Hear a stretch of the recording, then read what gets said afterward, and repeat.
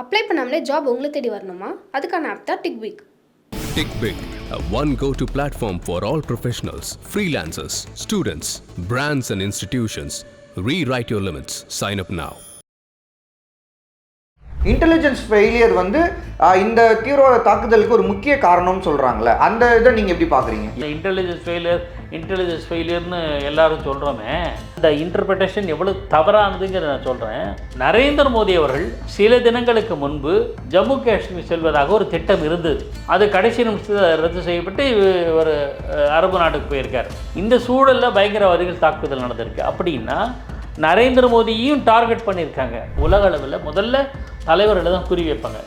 தலையை டார்கெட் பண்ணிட்டா கூட்டம் கலைஞ்சிடுங்கிற நம்பிக்கை இதெல்லாம் தான் இது பொதுவாக இருக்கும். அப்படி இல்லைன்னா தலைவருடைய மன உறுதியை தளர்க செய்கிற வரையில் இந்த மாதிரி அப்பாவிகள் மீது தாக்குதல் நடத்தும். இந்த ஒரு தீவிரவாத தாக்குதலுக்கு என்ன காரணம்னு நீங்கள் நினைக்கிறீங்க? ஃபர்ஸ்ட் ஆஃப் ஆல் அரசு தரப்புலேருந்து என்ன சொல்கிறாங்க? ஆர்டிகல் 370 நீக்கப்பட்ட பிறகு காஷ்மீரில் அமைதி மெல்ல மெல்ல திரும்பி வருகிறது. ஒன்று, அங்கே தேர்ந்தெடுக்கப்பட்ட ஒரு அரசாங்கம் நடைபெற்று கொண்டு இருக்கிறது. 2, இதெல்லாம் எப்படியாவது காஷ்மீர் பிரச்சனை நம்ம விட்டு கைவிட்டு போயிடுமோ, இதை வச்சுக்கிட்டு தான் அந்த தீவிரவாதத்தை நடத்தணும் என்று சில நாடுகள். நான் ஒன்றும் கொல்ல மாட்டேன், போய் மோடியில் சொல்லு அப்படின்னா இது ஏதோ அரசியல் பின்னணி இருக்குது. கொல்லப்பட்டவர்கள் அத்தனை பேர் ஆண்கள் தான், குழந்தைகளையும் பெண்களையும் விட்டுருக்காங்க. யூஎஸோட வைஸ் பிரசிடென்ட் ஜேடி வேன்ஸ் வந்து இப்போ 4 நாள் விசிட்டாக இந்தியா வந்திருக்காரு.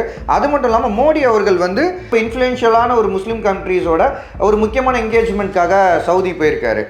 ஸோ இந்த ஒரு சூழலில் இது நடக்குது இல்லை சார், இதை எப்படி பார்க்குறீங்க? உலகின் பல முஸ்லீம் நாடுகள் நம்ம பாரத பிரதமர் நரேந்திர மோடி போற்றுகிறார்கள். பயங்கரவாதிகள் இங்கே வந்து தாக்குதல் நடத்திட்டு எங்கே போவாங்க? நேராக பாகிஸ்தான் தான் போய் தஞ்சம் அடைவாங்க. அங்கே தான் அவங்க வளர்ந்து தங்கி இருக்காங்க. அங்கே காஷ்மீரில் மட்டும் காஷ்மீர் மக்கள் தனியாகவே போகணும் அப்படின்ற வியாக்கியானத்தையும் கருத்தையும் பாகிஸ்தான் தான் சொல்லுது. இது எங்கள் நாட்டு பிரதேசம், எங்கள் மக்கள் பிரதேசம், அவங்களுக்கு என்ன செய்யணுமோ நாங்கள் செஞ்சுக்கிறோம், நீங்கள் யார் 3வது மனிதர் தலையிடுது? இப்போ இந்த தாக்குதலுக்கு பொறுப்பேற்றிருக்க ரெசிஸ்டன்ட் ஃப்ரண்ட் அந்த அமைப்பு வந்து இதுக்கான பொறுப்பு ஏற்றிருக்காங்க. ஸோ ஆக்சுவலாக அவங்க யார், அந்த இயக்கம் வந்து அவங்களோட நோக்கம் என்ன? சார் வணக்கம். சார் வணக்கம் சார். நேற்று ஜம்மு அண்ட் காஷ்மீரில் பால்கம் பகுதியில் நடந்த தீவிரவாத தாக்குதல் உலக அளவிலையும் சரி இந்திய அளவிலையுமே சரி ஒரு பெரிய வருத்தத்தையும் அதிர்ச்சியுமே ஏற்படுத்தியிருக்கு. கிட்டத்தட்ட இப்போ வரைக்கும் 28 பேர் இறந்துருக்காங்க. அதில் வந்து டூரிஸ்ட்டுமே இருக்காங்க, ஃபாரின் டூரிஸ்ட் வந்து இருக்காங்க அந்த லிஸ்ட்டில். ஆல்சோ பார்த்திங்கன்னா கிட்டத்தட்ட 20 பேர் வரைக்கும் இன்ஜூர் ஆகியிருக்காங்க. ஸோ இந்த ஒரு தீவிரவாத தாக்குதலுக்கு என்ன காரணம்னு நீங்கள் நினைக்கிறீங்க? ஃபர்ஸ்ட் ஆஃப் ஆல் அரசு தரப்புலேருந்து என்ன சொல்கிறாங்க? இந்த தீவிரவாத தாக்குதலுக்கான முக்கியமான காரணமாக அரசு தரப்பில் பதிவு பண்ணுறது என்ன? முதல்ல இந்த பெஹலகாம்னு அந்த பேர், பஹல்காம்னு பல பேர் சொல்கிறாங்க, பெஹலகாம் தான் அது. நான் அந்த இடத்துக்கு போயிருக்கேன். ரொம்ப பியூட்டிஃபுல் பிளேஸ் அது. சுவிட்சர்லாந்து மாதிரி சொல்லுவாங்களே, உண்மையாகவே அது நான் அங்கே தங்கியிருக்கேன் ஒரு இரவு கூட. அங்கே என்னென்னா அது வந்து ஸ்ரீநகருக்கு கிழக்கில் தான் இருக்குது. ஆனால் வடமேற்குலேருந்து தீவிரவாதிகள் ஊடுருவதுக்கு ரொம்ப ஈஸியான வழிகள்லாம் இருக்குது. ஆனால் இது என்ன ஒரு அதிர்ச்சியான விஷயம்னா, அரசமைப்பு சட்டத்தின்படி ஜம்மு காஷ்மீருக்கு தரப்பட்ட இந்த சிறப்பு அந்தஸ்து ரத்து செய்யப்பட்ட பிறகு நடந்த முதல் தீவிரவாத தாக்குதல். இதுக்கு முன்னாடி 2019 புல்வாமாவில் சிஆர்பிஎஃப் ஜவான்கள், மத்திய ரிசர்வ் படை போலீஸ் படையினுடைய ஜவான்கள் வந்து 40 பேர் என்னமோ படுகொலை செய்யப்பட்டார்கள். அது மிகப்பெரிய தாக்கத்தை ஏற்படுத்தியது 2019. அதுக்கு பிறகு 6 ஆண்டுகள் கழிச்சு தான் இப்போ நடந்திருக்கு. அது வந்து ஒரு வகையில் பரவாயில்லை, இவ்வளோ நாள் பெரிய அளவு தாக்குதல் அங்கங்கே வருவாங்க. பட் தீவிரவாதிகள் நிறைய பேர் அழிக்கப்பட்டிருக்கிறார்கள். சார் ஒரு டவுட் சார். ஆனால் ப்ரீவியஸாக அந்த டெரர் டைம்லைன்ஸ் பார்க்கும்போது ஃபியூ மந்த்ஸ் பிஃபோர் போன வருஷம் அதுக்கு முன்னே அங்கங்கே ஒரு சில தாக்குதல்கள் இருந்திருக்குல்ல சார்? ஆமாம் இருக்குது. ஆனால் இந்த அளவுக்கு 20 பேர் 25 அந்த மாதிரி படுகொலை கிடையாது. ஏதோ 1-2 பேர் தாக்குதல், போலீஸ் இராணுவத்தினர் கூட சில பேர் கொல்லப்பட்டிருக்கிறார்கள் அந்த ஆப்ரேஷனில். அதெல்லாம் நடந்திருக்கு. இந்த முறை கிட்டத்தட்ட சுற்றுலா பயணிகள் தான் இதில் பலியானவர்கள். எல்லோருமே சுற்றுலா பயணிகள். 2-3 விஷயங்கள் கவனிக்கணும். இறந்து போனவர்கள் வந்து தமிழ்நாடு, குஜராத், ஆந்திரா, ஹரியானா, மகாராஷ்டிரா அந்த மாதிரி பல்வேறு கர்நாடகா போன்ற பல்வேறு மாநிலங்களை சேர்ந்தவர்கள் சுற்றுலா பயணிகள். அத்தனை பேருமே இன்னசென்ட்டு தான். இராணுவத்தினரோ பாதுகாப்பு படையோ கிடையாது. நம்பர் 1. நம்பர் 2, கொல்லப்பட்டவர்கள் அத்தனை பேர் ஆண்கள் தான். குழந்தைகளையும் பெண்களையும் விட்டுருக்காங்க. அதில் ஒரு சம்பவம் என்னென்னா, மஞ்சுநாத் அப்படிங்கிறவர் கர்நாடகத்துக்கார், ஒரு பிஸ்னஸ் மேனோட ஒய்ஃப். ஆமாம், அவரோட ஒய்ஃபும் அவரும் மகனோட சுற்றுலா போயிருக்காங்க. அப்போ அந்த மஞ்சுநாத்தை வந்து சுட்டு கொண்டுட்டாங்க. இப்போ மனைவி பேர் பல்லவி. அந்த மாதிரி நான் சொல்கிறேன், என்னையும் சுட்டு கொண்டுடு அப்படின்னு கேட்டிருக்காங்க அந்த இளம் மனைவி. அப்போ வந்து தீவிரவாதிகளில் ஒருத்தன் சொல்லியிருக்கான், பயங்கரவாதிகளில், நான் ஒன்றும் கொல்ல மாட்டேன், போய் மோடியில் சொல்லு அப்படின்னா, இது ஏதோ அரசியல் பின்னணி இருக்குது. லஷ்கர் தொய்பா வந்து தீவிரவாத இயக்கம், பயங்கரவாத இயக்கம் தான். அப்போ அரசியல் பின்னணினா இதுக்கு பின்னாடி என்னென்னா நம்ம பெரிய அளவில் தான் பார்க்கணும்.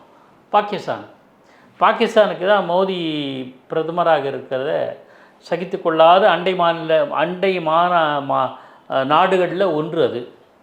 அவங்களும் சரி, மேற்கொங்கும் சரி. இது ஏன்னா இவர் பலம் பெற்று விட்டால் நமக்கு பலவீனமாகிடும், நமக்கு எல்லா விதமான இழப்புகள் ஏறும் அப்படிங்கிற ஒரு அச்சம், ஒரு காரணம் எல்லா வகையிலையும் இந்தியா வளர்ந்து வருகிறதுன்ற ஒரு பார்வை இருக்குது. ஆகையினால இதுக்கு பின்னாடி இதுவரையில் எந்த தீவிரவாதிகளும் போவாங்க, துப்பாக்கியில் சுடுவாங்க, அப்படி தான். ஆடு வைத்தவர்கள், ஏழைகள், ஜவான்கள், எல்லாரும் அரசியல்வாதிகள் எல்லாரையுமே சுட்டு கொண்ட சம்பவங்கள்லாம் உண்டு. ஆனால் இந்த முறை தேர்ந்தெடுத்து சுற்றுலா வந்திருக்காங்க. என்ன நோக்கத்தை என்ன நான் பார்க்குறேன் என்ன அப்படின்னா,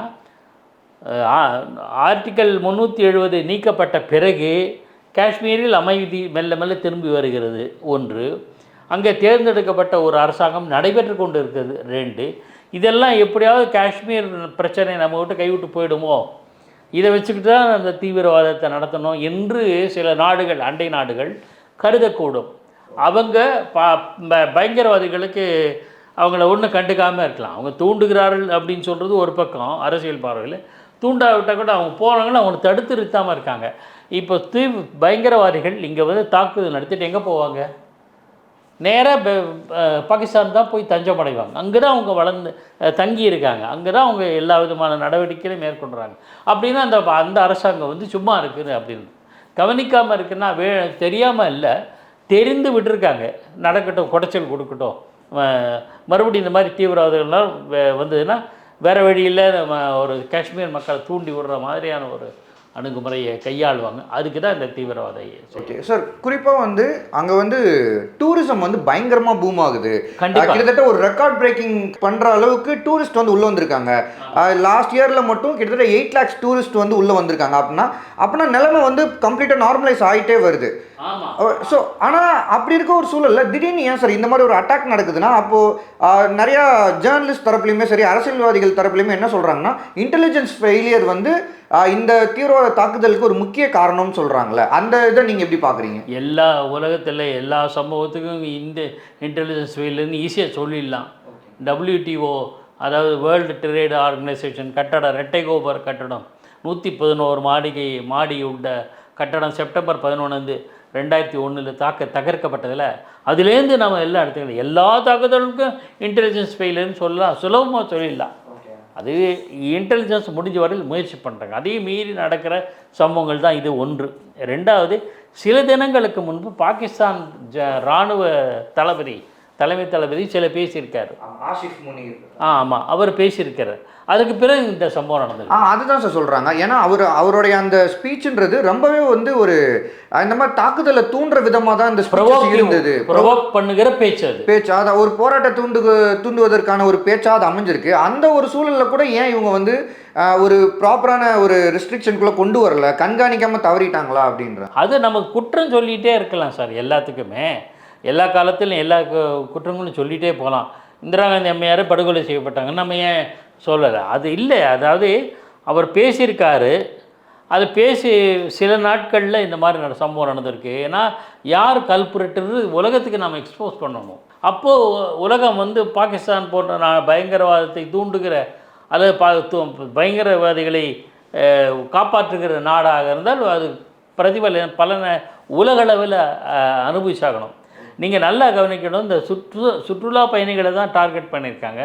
அதில் 2 பேர் வெளிநாட்டை சேர்ந்தவர்கள், அதில் ஒருவர் நேபாளி, இன்னொரு சவுதி அரேபியா, அரபு நாட்டை சேர்ந்தவர், யுஏஇன்னு நினைக்கிறேன், ஐக்கிய அரபு 2 ஃபாரினர்ஸ் இருக்காங்க. நீங்கள் சொன்ன ஒருத்தர் நேபாள், இன்னொருத்தர் வந்து ஐக்கிய அரபு அமீரகத்தை சேர்ந்தவர். அப்படின்னா இவங்களுக்கு நோக்கம் வந்து மற்ற எதுவும் கிடையாது. சுற்றுலா பயணிகளை டார்கெட் பண்ணி அடித்தா இங்கே வந்து ஸ்திரமற்ற நிலை இருக்குது அப்படிங்கிற ஒரு பிரமை ஏற்படும். மீண்டும் பழைய நிலைமை கொண்டு வரலாம்னு நினைக்கிறாங்க. ஆனால் அது நடக்காது. ஏன்னா தேர்ந்தெடுக்கப்பட்ட அரசாங்கம் அங்கே இருக்குது. உமர் அப்துல்லா தலைவர் அவரும் அதிர்ச்சி அடைஞ்சிருக்கார். இதெல்லாம் வச்சு பார்க்கும்போது பாகிஸ்தான் விரைவில் இது போன்ற நடவடிக்கைகளை மேலும் மேலும் நடத்தினா தனிமைப்படுத்தப்பட்டு போகும். உலக அளவில் பல நாடுகள் தனிமைப்படுத்தப்பட்டு போச்சு பயங்கரவாதம் காரணமாக. ஆப்கானிஸ்தான் கூட ஒரு அந்த மாதிரி பாகிஸ்தான் ஆவதற்கு தங்களை தாங்களே என்ன போட்டிருக்கு, தங்களுக்கு தாங்களே குழி பிரிச்சுக்கிறாங்கன்னு தான் தோணும். சார் இது ஒரு பக்கம் சார், நீங்கள் சொன்ன மாதிரி அங்கே வந்து ஒரு அமைதியான சூழல் நிலவுவதை வந்து தவிர்க்கணும்னு நினைக்கிறாங்க தீவிரவாதிகள் தரப்புலேருந்து. ஆனால் இன்னொரு விஷயம் என்ன சொல்கிறாங்கன்னா, இப்போ இருக்கக்கூடிய சூழல், இந்த தீவிரவாத தாக்குதல் நடந்திருக்கக்கூடிய இந்த சூழலில் யூஎஸோட வைஸ் பிரசிடென்ட் ஜேடி வேன்ஸ் வந்து இப்போ 4 நாள் விசிட்டாக இந்தியா வந்திருக்காரு. அது மட்டும் இல்லாமல் மோடி அவர்கள் வந்து இப்போ இன்ஃப்ளூயன்ஷியலான ஒரு முஸ்லீம் கண்ட்ரீஸோட ஒரு முக்கியமான என்கேஜ்மெண்ட்காக சவுதி போயிருக்காரு. ஸோ இந்த ஒரு சூழலில் இது நடக்குதுல்ல சார், இதை எப்படி பார்க்குறீங்க? அதாங்க, நீங்கள் வந்து சவுதி அரேபியாவோட அரபு நாடுகளோட இந்தியா மிகச்சிறந்த நட்புறவை வைத்திருக்கு. ரெண்டாவது, முஸ்லீம் நாடுகள், உலகின் பல முஸ்லீம் நாடுகள் நம்ம பாரத பிரதமர் நரேந்திர மோடி போற்றுகிறார்கள். பல முஸ்லீம் நாடுகள். இது பாகிஸ்தான் வந்து முஸ்லீம் நாடு, அது கணக்கே கிடையாது. இங்கே வந்து இந்து முஸ்லீம் அந்த கணக்கே கிடையாது. தீவிரவாதம் அதுக்கு மதம் கிடையாது. அது தீவிரவாதத்தை ஊக்குவிக்கிறவங்க எல்லாமே தீவிரவாதிகள் தான். அந்த வகையில் பார்த்தீங்கன்னா பாகிஸ்தான் அது ஒன்று. இதில் நரேந்திர மோடி அவர்கள் சில தினங்களுக்கு முன்பு ஜம்மு காஷ்மீர் செல்வதாக ஒரு திட்டம் இருந்தது. அது கடைசி நிமிஷத்தில் ரத்து செய்யப்பட்டு ஒரு அரபு நாட்டுக்கு போயிருக்கார், சவுதி போயிருக்கார். என்ன காரணத்துக்காக ரத்து செய்ய? நான் என்ன யூகிக்கிறேன்னா, அந்த இன்டெலிஜென்ஸ் ஃபெயிலியர்னு எல்லாரும் சொல்கிறோமே, அது அந்த இன்டர்பிரிட்டேஷன் எவ்வளோ தவறானதுங்கிறத நான் சொல்கிறேன். சில தினங்களுக்கு முன்பு ஜம்மு காஷ்மீர் பயணம் மேற்கொள்வதாக திட்டமிடப்பட்டது. நரேந்திர மோடிகள் அதை அந்த பயணத்தை ரத்து செய்துவிட்டு அரபு நாட்டுக்கு போயிருக்காரு. இது ஒன்று. இந்த சூழலில் பயங்கரவாதிகள் தாக்குதல் நடந்திருக்கு. அப்படின்னா நரேந்திர மோடியையும் டார்கெட் பண்ணியிருக்காங்க, அசைன் பண்ணி விட்டுருவாங்க. தீவிரவாதிகள் எப்போவுமே நீ இந்த பக்கம் போகணுன்னா அந்த பக்கத்துக்கு போயிட்டு போங்க, அவங்களுக்கு வேறு எதுவும் தெரியாது, வேறு எந்த தகவலும் இருக்காது. நீ இந்த இடத்துல இங்கே போய் என்னால் தாக்குதல், நீங்கள் எல்லாம் போய் என்னால் பண்ண முடியுமா பண்ணுவா, அப்படி தான் சொல்லுவாங்க. அந்த மாதிரி தீவிரவாதிகளை முன்னாடியே திட்டமிட்டு சதி வேலை பண்ணி பல மாதங்களுக்கு முன்பே அனுப்பிச்சிருப்பாங்க. நரேந்திர மோடி அங்கே வர்றாருன்னு நினச்சிக்கிட்டு. ஆனால் அங்கே நடக்கலை, அவர் மாறிட்டார். ஆனால் அந்த ஆத்திரத்தை வந்து அப்பாவி மக்கள் மேலே காட்டுறாங்க. அதில் கூட நீங்கள் எப்படி புரிஞ்சுக்கணும் அப்படின்னா, அந்த ஒரு இந்தியரை வந்து அப்பாவி சுற்றுலா பயணியை சுட்டு கொன்ற போது பக்கத்தில் மனைவி கேட்குறா, என்னையும் சுட்டுக்கொள்ளு அப்படின்ட்டு. நான் உங்களெல்லாம் சுட மாட்டேன், மோடியிடம் சொல்லு அப்படிங்கிற. தீவிரவாதிகளுக்கு மோடியை பற்றி என்ன, தீவிரவாதிகள் கொலை மட்டும்தானே நோக்கம். அப்படின்னா என்ன அர்த்தம்? ஏதோ ஒரு மெசேஜ், அரசாங்கம் நமக்கு பகையாக இருக்கிற ஒரு அரசாங்கம் என்ன நாடுன்னு எல்லாருக்கும் தெரியும். அதன் மூலமாக வருகிற தகவலாக தான் நம்ம பார்க்கணும். ஒன்று. ரெண்டாவது, கோயம்புத்தூரில் 1998 குண்டுவெடிப்பு சம்பவம் நடந்தது தெரியுமில்ல உங்களுக்கு. அதுக்கு அந்த இடத்துக்கு வந்தவர் யார்? அப்போதைய துணை பிரதமராக இருந்த, அப்போது துணை பிரதமர் இல்லை, உள்துறை அமைச்சராக இருந்த மரியாதைக்குரிய எல்கே அத்வானி வர்றாருன்னு தெரிஞ்சு தான் குண்டு வெடிப்பு சம்பவம் நடக்குது. அப்போது தீவிரவாதிகளுடைய முதல் நோக்கம் வந்து தலைவர்கள் தான்.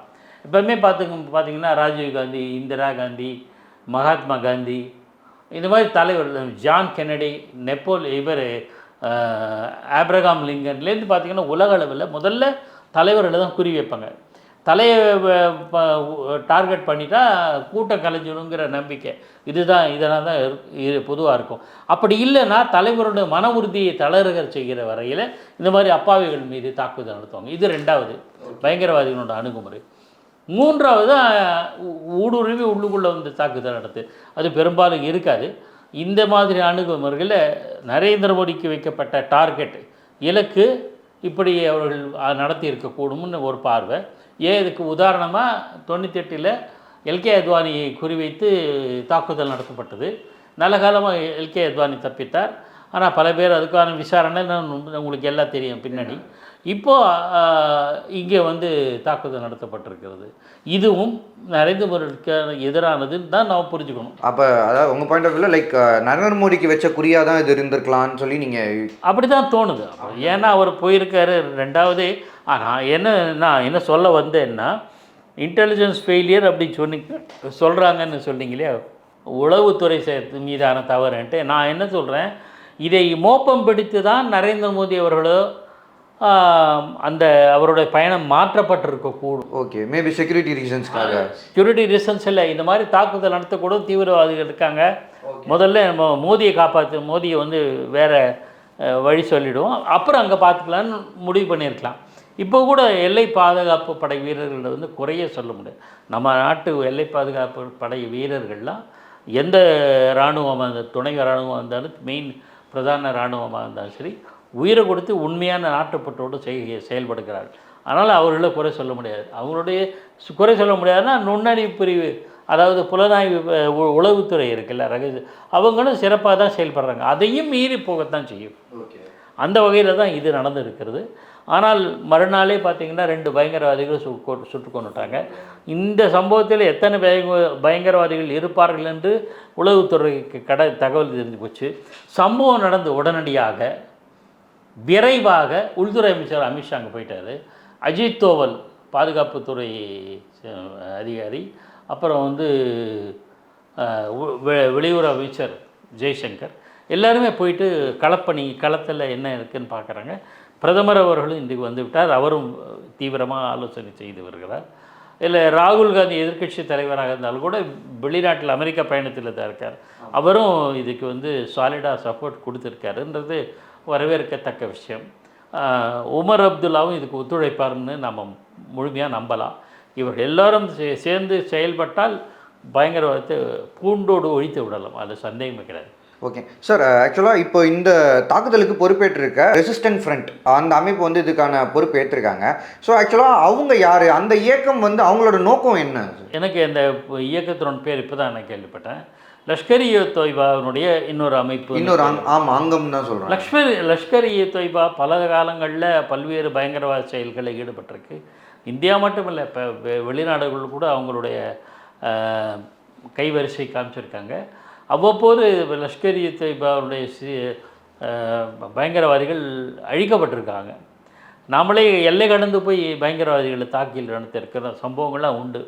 சர்ஜிக்கல் ஸ்ட்ரைக் உங்களுக்கு தெரியும். அந்த மாதிரியான தொடர் நடவடிக்கையில் இது லஷ்கர் இ தொய்பா தான் முழு மூளையாக செயல்பட்டுருக்கு.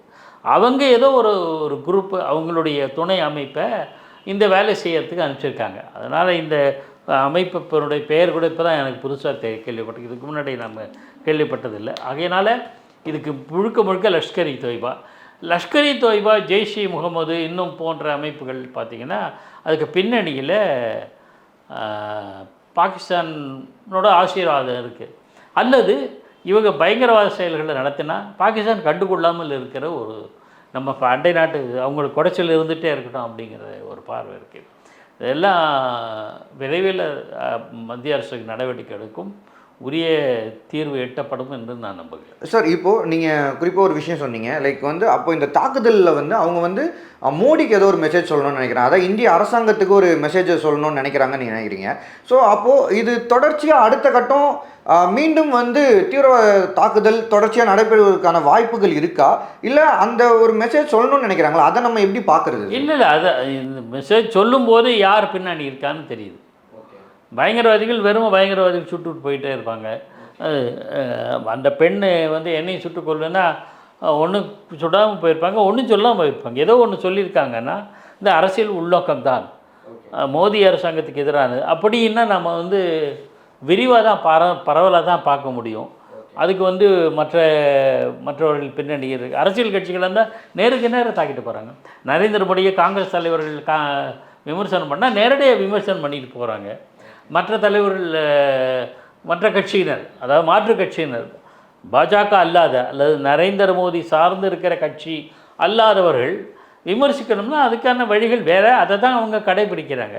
நாடாளுமன்றத்தில் கூச்சல் குழப்பம் ஏதோ ஒன்று அதெல்லாம் பண்ணுறாங்க. ஆனால் மோடி பெயரை சொல்லி, பிரதமர் பெயரை சொல்லி சொல்கிறாங்கன்னா அது வந்து நிச்சயமாக உள்நாட்டுக்காரர்களாக வெளிநாட்டுக்காரர்களாக தான் இருக்கும். எந்த வெளிநாடு தெரியும், நல்லா தெரியும். பாகிஸ்தான் அப்படிங்கிறது வெட்ட வெளிச்சம் தானே. இதெல்லாம் பொருத்தி பார்க்கணும், ஒன்று ஒன்றா பார்க்கணும். அவை சொல்லியிருக்காங்க, சொன்ன தீவிரவாதிகள் இப்படி பேசியிருக்காங்க, அதுவும் அரசியல் பிரதமருடைய பேரை சுட்டி காட்டியிருக்காங்க. இதே சம்பவம் நடக்கிறதுக்கு 2-3 நாளுக்கு முன்னாடி மோடி வருவதாக இருந்தது, வரல. மோடிக்கான குறின்னு தெரிஞ்சுக்கிறோம். அது தவிர இந்த சந்தர்ப்பங்களுக்கு பின்னாடி பாகிஸ்தான் இராணுவ தளபதி பேசியிருக்காரு. எல்லாத்தையும் ஒரு நூல் மாதிரி தொகுத்தீங்கன்னா இதுக்கு பின்னாடி எந்த நாடு இருக்குது அப்படின்னு தெரிஞ்சுக்கணும், தெளிவாக தெரியும்.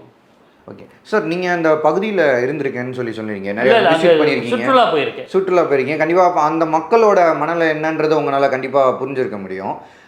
ஸோ லைக் எப்படி சொல்கிறதுனா, இப்போது கரெக்டாக ரொம்ப ஒரு பூம் ஆகிட்டு இருந்த டைம், ஒரு டூரிசம் பூம் ஆகி எல்லாமே ஒரு சுமூகமாக நடந்துட்டு இருந்தக்கூடிய இந்த சூழலில் இந்த ஒரு தாக்குதல் வந்து வேர்ல்டு லெவலில் ஒரு அட்டென்ஷனை கெயின் பண்ணியிருக்கு. எல்லா நாட்டு மக்களுமே இதை வந்து பார்த்துருக்காங்க, இது பண்ணியிருக்காங்க. ஸோ அப்படி இருக்கும்போது மறுபடியும் அங்கே ஒரு திரும்பி அது ஒரு டூரிசம்லாம் அங்கே மறுபடியும் ஆன் ட்ராக்குக்கு வர்றதுக்கு எவ்வளோ நாள் ஆகும், இல்லை அது எப்படி அந்த ஒரு ட்ராவல் எப்படி இருக்கும் சார்? இல்லை, அதாவது அவங்களோட தீவிரவாதிகளுடைய நோக்கமே இந்த மாநிலம் ஜம்மு காஷ்மீர் கடந்த 2.5 ஆண்டுகளாக சுமூகமான நிலையை போயிட்டுருக்கு, அப்படியே போயிட்டுருக்கு. அமைதியான ஒரு இடமா இருக்குது. இது இருக்கக்கூடாது என்பதனுடைய நோக்கம்தான் அவங்க. ஜம்மு காஷ்மீரில் மறுபடியும் கொந்தளிச்சிட்ருக்கு, எப்போவும் மறுபடியும் இதை சொல்லி மறுபடியும் இந்த சிறப்பு அந்தஸ்து கொண்டு வரதோ அல்லது தனி நாடு கோரிக்கையோ இந்த மாதிரி ஏதாவது ஒரு தேவையற்ற தலைவலி தருகிற பிரச்சனைகளை மறுபடியும் எழுப்பக்கூடும். அதுதான் நோக்கமாக இருக்குமே தவிர அந்த நோக்கத்தை யார் செய்வாங்க? நிச்சயமாக பாகிஸ்தான் காஷ்மீரில் வந்து இது மாதிரி கலவரமோ பிரச்சனைகளும் இருந்தால் அதுக்கு சந்தோஷப்படுறது பாகிஸ்தானை தான் இருக்கும். அவங்க தேவையில்லாமல் நம்ம நாட்டு விவகாரத்தில் தலையிட்டு, ஒருவேளை இப்படியே வச்சுப்போம், நான் மற்ற விவகாரத்துக்கு போக விரும்பலை, ஒரு மாநிலம் தனியாக பிரியணும்னு விரும்பி இந்தியாவில் ஏதோ ஒரு மாநிலம் வச்சுக்கோம். நான் இதெல்லாம் ஒரு யூகத்தின் அடிப்படையில் சொல்கிறேன், எந்த விருப்பத்தினுடைய அடிப்படையில். ஒரு இது இருந்தால் அவங்க தான் பிரச்சனை இப்போ ஒரு காலத்தில் தமிழ்நாட்டில் திராவிட நாடு பேசினாங்க. திராவிட நாட்டை பிரச்சனையை திராவிட இயக்கத்தினரும் மத்திய அரசாங்கமும் தான் பேசி தீர்த்துக்கிட்டாங்க. இப்போ அது டைல்யூட் ஆகிடுச்சு, மாநிலஸ் ஆயிடுச்சுன்னு முதலமைச்சர் சொல்கிறார். அது வேறு விஷயம், நான் அதுக்கு போகல. ஆனால் அது ஏதாவது பின்னணியில் வேறு நாடு இருந்ததா? இல்லை.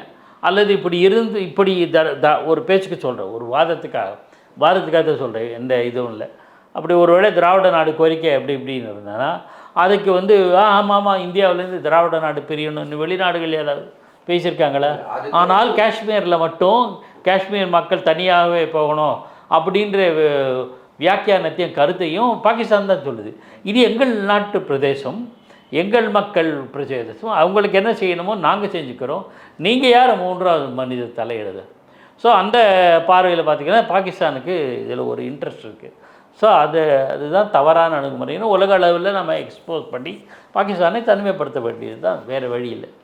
சார், தீவிரவாதிகள் வந்து அவங்க வந்து அந்த தாக்குதல் நடத்தும் போது பார்த்தீங்கன்னா ஒரு இந்தியன் ஆர்மி அந்த சிமிலர் யூனிஃபார்மில் தான் அவங்க வந்து அந்த தாக்குதலை நடத்துனாங்கன்னு சொல்ல வராங்க. ஏன்னா பாதிக்கப்பட்டவங்களுமே அதுக்கப்புறம் இந்தியன் ஆர்மி உள்ளே வந்து அவங்கள சேஃப் பண்ணுறதுக்காக உள்ளே வந்தப்போ அவங்க அதை பார்த்து பயந்த மாதிரியான காட்சிகள் நிறைய வீடியோஸ் நம்மளால் பார்க்க முடிஞ்சது. அவங்கள அந்த தீவிரவாதிகளை பார்த்து பயந்த இல்லை, இந்தியன் ஆர்மி உள்ளே போய் அந்த பாதிக்கப்பட்ட மக்களை வந்து எவாக்குவேட் பண்ணுறதுக்காக உள்ளே போயிருக்காங்க. அப்போ வந்து அந்த பாதிக்கப்பட்ட மக்கள் வந்து என்ன பண்ணாங்கன்னா டக்குன்னு அதை டூரிஸ்ட் வந்து இந்தியன் ஆர்மியை பார்த்து பயந்தாங்க. அவங்களோட யூனிஃபார்ம் பார்த்துட்டு பாகிஸ்தான்காரங்களான்னு வந்தாங்க. அப்புறம் ஜவான்ஸ் எல்லாமே சொன்னாங்க, இல்லை நாங்கள் இந்தியன் ஆர்மி உங்களை காப்பாற்ற தான் நாங்கள் வந்திருக்கோம் அப்படின்னு சொல்லி அவங்கள சேவ் பண்ணாங்க. ஸோ ஏன் அந்த மாதிரி தாக்குதலுக்கு வரும்போது அவங்க இந்தியன் ஆர்மி மாதிரி யூனிஃபார்ம்ஸை தான் பயன்படுத்துறாங்க? இதுதான் மோசமான அணுகுமுறை. நேரடியாக போரிடாமல் நேரடியாக உண்மைகளை எடுத்து வச்சு பேசாமல் அதெல்லாம் கிடையாது. அதனால் அவங்களுக்கு தெரியாதனால நயவஞ்சகமாக இந்த பசுத்தோலை போர்த்திய புலின்னு சொல்லுவாங்கல்ல, பசுத்தோலை பொறுத்து அது பசுதான் நினச்சிட்டு ஆடு மாடு பக்கத்தில் போகும், புலி அடிச்சிடும். அந்த மாதிரியான மிக நயவஞ்சகமான கீழ்த்தரமான நோக்கத்தோடு தான் இந்தியன் ஆர்மி போட்டு வச்சாங்க. மக்கள் நம்ப மாட்டாங்க. அப்போ அவங்களோட நோக்கம் என்ன? பொதுமக்களை அழித்து அதன் மூலம் அரசாங்கத்துக்கு குடைச்சல் கொடுக்கணும், தலைவலி கொடுக்கணும் அப்படிங்கிற நோக்கம். அதுவும் காஷ்மீரில் பண்ணுறாங்க. அப்படின்னா எவ்வளவு கீழ்த்தரமான அணுகுமுறை அவங்களோடது. அதுதான் விஷயம். அது பாவம் மக்கள் வந்து நிச்சயமாக ஒருத்தர் இப்படி இராணுவ உடையில் வந்து தாக்குதல் நடத்தினா இராணுவ உடையில் வர்றவங்களே இப்படிதான்ற ஒரு எண்ணம் மனசில் கண்டிப்பாக அந்த ஒரு சூழல் அதை வந்து இப்போ மெல்ல மெல்ல கலைந்து வந்து உடனே கலைச்சிட்டாங்க. இப்போ தெரிஞ்சு போய் ஜனங்க புரிஞ்சுப்பாங்க யார் இராணுவத்தினு. ஆனால் இந்த தீவிரவாதிகள் அவங்களும் இந்த மாதிரி வேஷம் போட்டு வந்த பெரிய சிக்கல் தான். ஆனால் உளவுத்துறை அப்படின்னா அவங்களுக்கு இந்திய இராணுவத்தினுடைய உடைகளை யார் தந்தார்கள் அப்படின்னு ஒரு கேள்வி வரும். இங்கேயே இருக்கிறவங்க கொடுத்தாங்களா அல்லது அவர்கள் இந்திய உடைகளை பார்த்து காப்பி எடுத்தார்களா? இதெல்லாம் தெரியாது. இது என்ன காரணம்னா பல விஷயங்கள் பார்க்கணும். ஒரு ஆங்கிளில் மட்டும் பார்க்க முடியாது. இந்தியாவை பலவீனப்படுத்துவதற்காக சில ஆண்டுகளுக்கு முன்பு இந்திய ரூபாய் நோட்டு இப்போவே ஒரு இப்போ ஒரு ரூமர் வந்துட்டுருக்கு, 500 ரூபா நோட்டில் கள்ள நோட்டு வந்துடுச்சுன்ட்டு. இந்த கள்ள நோட்டுகளை முதல்ல புழக்கத்தில் விடுவாங்க. புழக்கத்தில் விட்டால் அது இருக்கும், நல்ல நோட்டுகள் போயிடும். கள்ள நோட்டுகள் புழக்கத்தில் வந்தனா பணம் வந்து பண மதிப்பில் இதுவாகிடும், அப்போ போயிடும். அந்த மோசமாக அதாவது கள்ள நோட்டுகள் வந்துன்னா சந்தையில் எல்லாம் பொருளாதாரமே சீர்குலைத்து விடும். இதெல்லாம் செய்வாங்க அவங்க. யார்? பாகிஸ்தான் செய்வாங்க, செஞ்சுருக்காங்க. அதுக்கு பதிலடி கொடுத்து தான் பண மதிப்பு கொண்டு வந்தாங்க. அதில் சில புகார்கள் சர்ச்சைகள் இருந்தாலும் அந்த நோக்கத்தை வந்து நம்ம குறை சொல்ல முடியாது. அது குறைபாடுகள் இருக்குது, இல்லைன்னு சொல்லலை. ஆனால் நோக்கத்தை நம்ம குறை சொல்ல முடியாது. அந்த மாதிரி இப்போ வந்து இராணுவ உடையில் வந்து இது மாதிரி பண்ணுறாங்க. ஸோ இப்போ இராணுவ உடையில் ஏதாவது மாற்றம் செய்வார்கள் தெரியாது நமக்கு. எனக்கு தோன்றுற கருத்தை சொல்கிறேன். ஆனால் இதெல்லாம் செஞ்சாங்கன்னா அயோக்கியனுங்கிறது தான் செய்வாங்க. நேர்மையாக ஒரு தீவிரவாத கொள்கைக்காக இப்போ ஒரு கொள்கை லட்சியம் அதுக்காக போராடுறாங்கன்னா இந்த மாதிரி கோழைத்தனமாக செய்ய மாட்டாங்க. இந்த மாதிரி காமன் மேன் அப்பாவி சுற்றுலா பயணிகளுக்கு கொல்ல மாட்டாங்க. இந்த மாதிரி செய்ய நேராக இராணுவத்துக்கு நேராக போரிட்டு நேருக்கு நேர் மோதுவாங்க. ஆனால் அதெல்லாம் செய்யலை. அப்படின்னா இவங்க கோழைகள் அப்படிங்கிறது தெளிவாது. கோழைகள் தான் தீவிரவாதிகள். சார் நிறையா முக்கியமான விஷயங்களோட ஷேர் பண்ணிங்க. அது மட்டும் இல்லாமல் நேரம் ஒதுக்குனதுக்கு ரொம்ப நன்றிங்க சார். ரொம்ப நன்றி. அப்ளை பண்ணாமலே ஜாப் உங்களை தேடி வரணுமா? அதுக்கான ஆப் தான் டிக்பிக். TickBig, a one go-to platform for all professionals, freelancers, students, brands and institutions. Rewrite your limits. Sign up now.